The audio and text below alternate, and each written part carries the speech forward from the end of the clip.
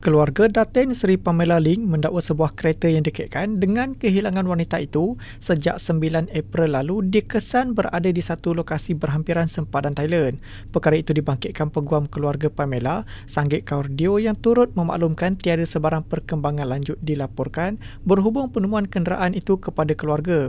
Tambah beliau, pihak keluarga mendakwa salah satu daripada kereta disyaki terbabit kes kehilangan Pamela yang dilihat dalam rakaman kamera litar tertutup CCTV ditemui ditinggalkan di sempadan negara.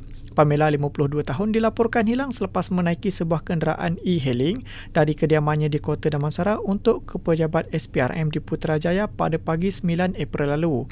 Dalam perkembangan itu, Sanggit mempersoalkan mengapa pihak polis antarabangsa Interpol tidak dimaklumkan sekiranya Pamela menyeberang sempadan. Dalam pada itu, Sanggit berkata pihaknya turut mempersoalkan sikap berdiam diri PDRM dalam siasatan Pamela.